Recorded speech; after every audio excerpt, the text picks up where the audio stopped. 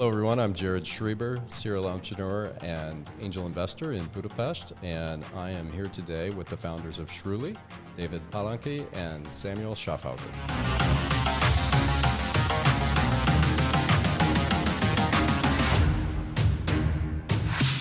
So, rather than me telling everybody what your company does, why don't we hear it from you? What is Shrooly? Yeah. We are working on a solution at Shrooly to help people grow mushrooms at home. We just realized that it's really hard to get fresh and high quality mushrooms in the stores. And it is because most mushrooms have a very short shelf life. So the number of mushroom species that is worth commercially manufacturing or producing is very low. So like 96% of mushroom sold is called Agaricus bisporus, known as white button mushroom, but there are thousands of species with better taste, nutritional values that just simply cannot be purchased anywhere because they go bad after one day of cutting it. So how did you come up with the idea for this? Yeah, actually, we both were familiar with mushrooms when we were living on the countryside. So we went to the forest with our parents and collect mushrooms and eat them. And when we moved to Budapest, it was really hard to get high quality mushrooms. Yeah, and like at that point when we came to this, like we would like to grow mushrooms, like we came to this conclusion separately. So we were not actively working together before. My personal reason was that I ordered lion's mane capsule from the States because I wanted to have the best quality of lion's mane mushroom that would improve my mental performance. And I ordered the most expensive one, and I was disappointed with the results. And I looked into why was that and realized that basically it was diluted with brown rice through a technology that these capsules are usually produced. So I wanted to have the best quality for myself. And that's around the time we met with Sam. Yeah, and we realized that the easiest way to get these high quality mushrooms is growing them at home. But we didn't know how hard it is. Yeah, so we started learning everything on YouTube and Reddit. And like it was very complicated to create the growing cakes for mushrooms. So it is not like in the case of plants when you just plant a seed into dirt and voila, there is a plant. But it's a much more complicated process. Can you tell more about it? Yeah. You have to sterilize everything what you are using to grow mushrooms, and it's really hard because when you are thinking about nature, that it seems to be so easy to just grow mushrooms, but in at home, it's really hard because mushrooms are so weak. The molds are so. Usually the molds are kill the mushrooms when you are just want to grow mushrooms. Eventually, mold is also fungi. So if you put a substrate, then all of the fungi are competing for the nutrition in the substrate. And it's like a wolf and a dog. It's the same fight. How about that? And that's why you have to sterilize everything. And first, like it was very complicated to get all the lab equipment, the mushroom cultures. Then there was the issue of creating the right conditions for the species. And of course, you could miss them like 3 times each hour, even when you were sleeping, and measure everything. But we found that it cannot be done without technology. Yeah, and we had dozens of failure points, so we had to understand what we are doing on the right way and what we are not. Yeah, fantastic. So how did you guys get to know each other? Was it before or after you had this idea? And yeah, actually it is really funny because I was thinking about that, and I think we met like 30 months ago. Yeah, and we met through a common friend, and we instantly started talking about business ideas together and sharing experiences. Like we were both doing some like agencies kind of work or freelancer kind of work before, so we had lots of topics already in common. Yeah, and it was really interesting because we had like the same ambition at that time, and I think we still have the same ambitions right now. But we just, when the first time when we met, we were instantly started to talking, and since then, like we were meet every week or even more. So we talked about that we had to do some kind of business together. After like a few weeks, we first met, but we had no idea what should we do. And the fun, like we were thinking about doing app and stuff, but we realized that we are not interested in like software at all. And when the idea of mushroom growing came to us, like we didn't even know that we would like to make a business out of it. We just enjoyed doing it for ourselves first. Yeah, we just wanted to work every day on something which is really interesting for us, and we just wanted to learn new things. And we did it for ourselves, realized that other people need it. We shake hands and decided to do Shrooly. I think that's one of the amazing things that I've noticed in you two is you carry a passion for just doing things into everything that you do. And so this passion for mushroom growing actually turned into a passion for actually creating a better way to grow mushrooms, which led to the creation of a business. And I think that's really compelling for you two as a founder story. Like, how did you guys know that you were a fit to co-found a company together? It's really interesting that you wanted to co-found something together without actually knowing what the idea would be. But what do you think it was that? Yeah, I think one of it was that we have really similar backgrounds, and also we have really same interests. Yeah, so both of us were doing working with materials and creating stuff from a very young age. We both of us and are exploding things sometimes. And both of us are coming from a village where we were close to nature and we were used to trying out and failing with stuff. But I think we've met at a very good stage because both of us had experiences from the past, but none of us had made anything like large from a business perspective yet. So the dynamic between us was very balanced from the start, and we started learning everything together, and we were like, it was great to collaborate because we were on the same level throughout the whole journey. Mm-hmm. Briefly, tell us what were each of you doing in your career prior to Shrooly? Yeah, actually, I was a graphic designer, and I was doing like brand designs and web designs, but I was really interested in creating like products or 3D printing and designing things which is useful for others. So it was my main interest. So I started doing commercial videos for clients when I was at the age of 16. And I learned how to do great videos and commercials, but realized I would like to do it for myself. Then started basically dropshipping online. And I went through like 6 stores. I didn't make much of money, but I learned lots of new skills. And I realized that I don't have the infrastructure on the e-commerce side that it would be required for a great business to have. So I gone to clients and started managing their online ads and creating the commercial videos for them. So basically I generated sales for direct-to-consumer brands. One of the most notable in Hungary is called Mobile Fox. I've messaged Kevin on Instagram. I was like 17 years old. At that time, they were only in just Hungary, none of other countries yet. So I was there throughout the journey of expanding to new 10 countries and growing the team from 5 to, I think, around 100 people while being in school and not being employed. Awesome.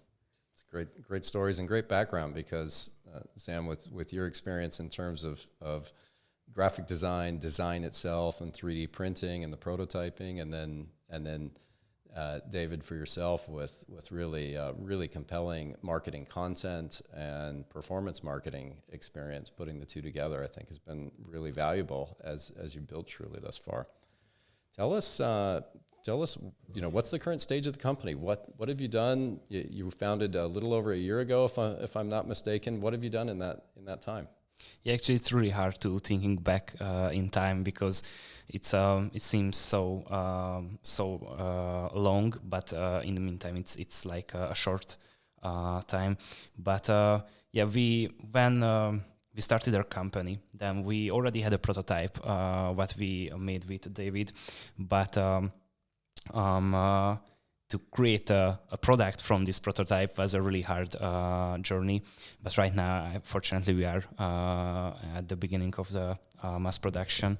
So it was one of the main. So I think like what have we achieved in this time what's the state of the company? Yeah. So I think the company itself has been founded like 12 months ago, and we had grown a lot in many aspects. Like we had started a crowdfunding campaign, which became the largest ever done by a Hungarian team. We generated more than $1.5 million revenue, but it was like 2 months ago, so it's even more now. And we had pre-sold more than around 7,000 units in a completely new product category. We have an amazing team, and yeah, we are working hard to make it even more amazing. Well, it's really an incredible story to go from not having a company to having over $1.5 million of sales within 12 months. I mean, that's just not a story you hear, and most especially not in this region. Really incredible. What's different than you expected from when you started the company? You're in now. How have things gone maybe differently or turned out differently than you expected going in? Yeah, it's a tough question because for me, I think building a team, that was what we didn't really expect before. Like we have a lot of really good teammates, and I think we try to find that what we need for the next milestone, and we are going in like this method, and I think we didn't really think that we will have a so good team. Yeah, and that, for me personally, it was like we grew much quicker than we first thought. So we thought that it's going to be big, but didn't thought that it will be this big in this short time. Makes a difference. I think the combination of the success you're having, which is a tribute to the skills and the work that you put in, but also how passionate you are for your product and just how you go about your work and daily life, is infectious, and it attracts other people to join you. And I think that's one of the reasons you've been so successful on that front.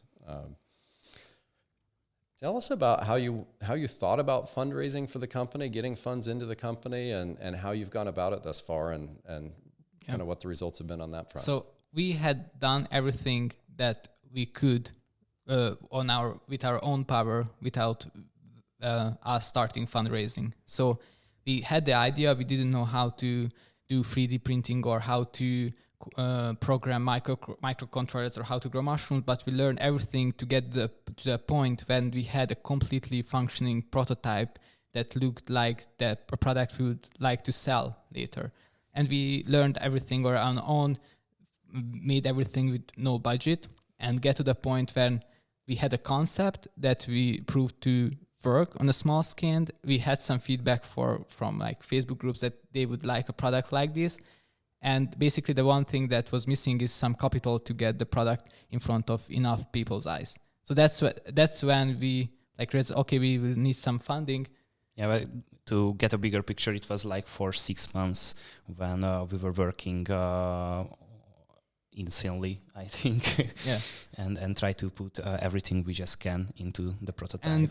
And then we had some like friends who were in the startup community in Hungary, and we reached out to them. We reached out to some people who we didn't know before, but we knew that were in the community.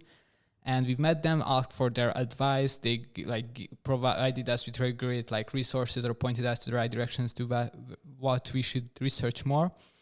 And basically went to startup events like the first Monday where we met. And basically our strategy was not so complicated. We were just enthusiasts and were telling about Shrooly for everyone. We met everyone.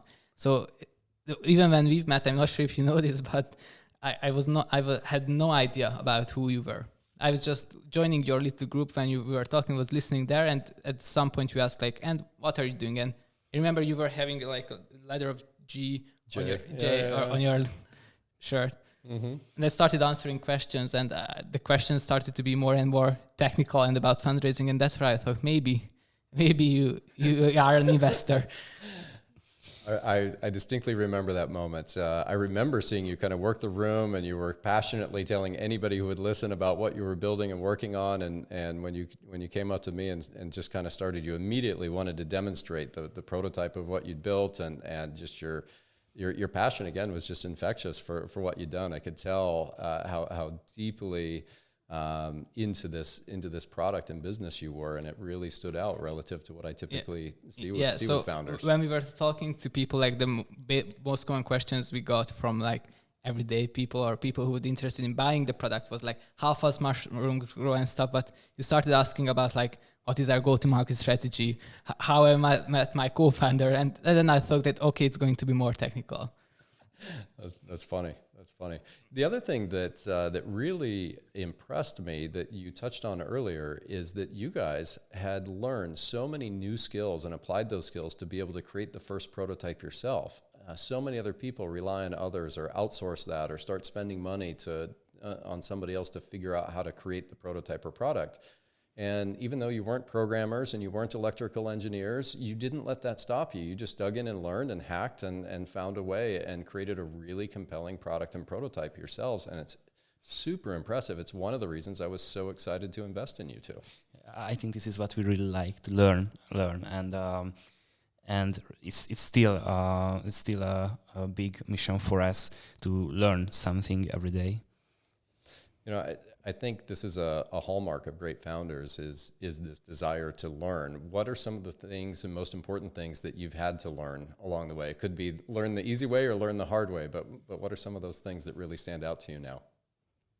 Yeah, I think one of the main thing is to never believe for a moment that you have made it, because then you will let your guards off and it's not good for anything. So actually, we have a really good sample for this. That once back in June, I guess, we had a really good day in sales. Yeah, but before that, we were like grinding like for months, like on weekends, like from morning to the evening, to creating the prototypes and getting ready for like the start of the crowdfunding campaign. And it didn't work in the beginning, but we figured out the way to make it work. Yeah, and in that day we just went to partying because we wanted to celebrate the success of that day. But in the second day, everything was going back like to almost to zero. And it was a really good. So we had a spike in sales that we cannot attribute to basically anything. It's still like in the top 3 of our largest volume of daily, and we were like, oh wow, we've made it, it's going to work. We went to party, drank a lot, and next day our conversion rate on the website just dropped to basically nothing for no particular reason. And then we were like, okay, maybe it's a sign. Yeah, so we learned that never believe that you are the best. Yeah. And or at least have real conviction as to why and how, that you know how to replicate that success over and over again. That's funny. How about learning on the fundraising front? What are some lessons you've learned? You've done crowdsourcing campaign. You've done a SAFE, which very few Hungarian startups have done. I know you've been talking to angels and venture capitalists. What are some things you've learned along the way that you could maybe share with other prospective founders? If they are Hungarian founders, is that they would really double think if they really like to start with a Hungarian entity, unfortunately. So it's a practical thing that we learned. Overall, I think it's start as late as you can. So do everything within your power that you are able to do. So the only thing that should be missing is basically the money. And if that's not there, I think you are not ready to fundraise. Yeah, and I think testing is the key to success, and never bet on only one things. I think that's another thing that I found really impressive about you two as founders is the rate at which you test and learn and iterate, make changes, and then test those again and learn and make changes. You've done this with your ads. You've got 600 different ads that you've run. The rate at which you're testing and improving, your Indiegogo, when you did your first crowdfunding campaign, the rate at which you changed that page, how the campaign was run was incredible. We split test everything. So all the elements, we are very good at that. We created 600 video ad variations, more than 50 landing page variations. Even on the landing page, the main video, 60 or 70 variations. We tested different narrations, like male voice, female voice, other voice of elderly people, different structure, starting with the product, starting with the story. We optimize everything. Yeah, and we follow this method in the product design and product development as well.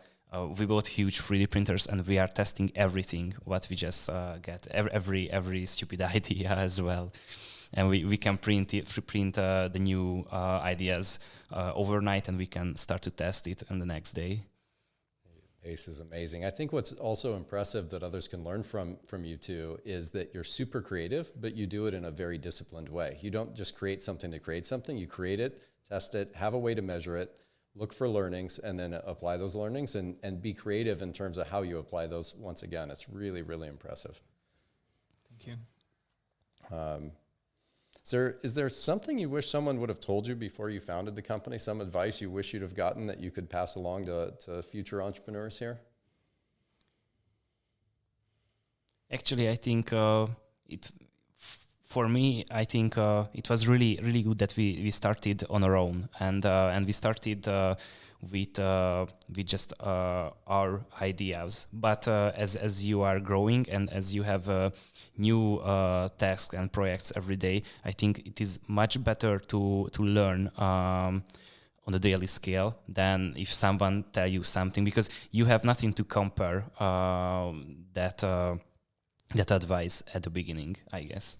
So there is no like a special like great or bad advice that we got, and it is, I think, mostly because we are taking many feedback from other people, and we are just not just asking for one specific feedback from one people or one person. We're asking for lots of feedback from many people, and basically those advices like even themselves out. So there is no specific one that stacks out, but it's like a group of great advices that we got throughout the time.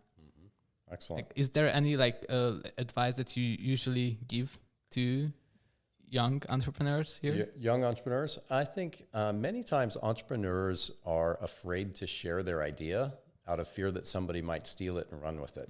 And I think that's a huge mistake. I think actually what they need to be doing is, as often as possible, sharing their idea and getting and gathering feedback. If their idea is so simple that someone else can take it and run with it and rip it off, it's probably not worth them trying to dedicate their life and resources to. They should focus on something that will be hard to replicate, actually. And if they do it well, that they can be very successful. So what you've done in terms of everyone you talk to, sharing your idea, discussing, getting feedback, incorporating all of that feedback, I think is exactly what I would recommend young founders to do.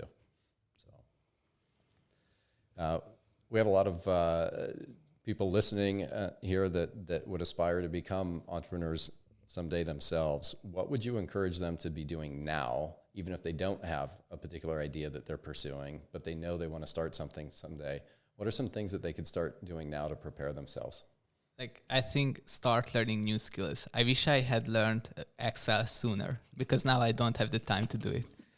I learn a lot of new things, because this is a time that you have to learn everything in details. Like, for example, I learned how to type with 10 of my fingers, like very, very early on, like during COVID. And I'm so glad that I spent the time with that back then, because now I get so much use of it.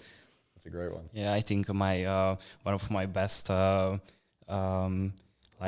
idea was that skip the school and learn things from YouTube. Yeah, I never applied even. I also never applied to college, because you can learn everything you want online. And another advice, if you have the idea what you would like to do, is only start it if you would do it without any external rewards. If you would just like to work on that problem or solution, even if there is no reward with that at all. Because if you are doing it for the reward, then there will be hard days, then you feel like the reward is so far away, you will have zero motivation to work on that cause. But if you believe in it, then you will do it even though you don't see the reward, and it will be much beneficial. Yeah, as David mentioned earlier, that our goal was to work on something and not to create a successful startup. Yeah, in the beginning when we got started. I think this is outstanding advice, guys, because it's really true. You get lost sometimes in the journey of a startup, and if you're not passionate about what you're working on simply for the sake of creating it and building it, then that reward can feel so far away and distant and removed that you don't have the energy and drive to actually make it through each day. And this is something that, again, I think is just really outstanding about you two and what you're doing with Shrooly is you can just see that you're passionate about the product and the need for it in the market, and I can see how that carries you through each day. I think to wrap things up, I'm wondering if there's anyone out there that you would like to thank who has been helpful to you, either along the entrepreneurial journey or setting you up so that you could be successful on the journey. I think if we would like to thank everyone who had influenced that, it would be a very, very long list and would be longer than the podcast itself.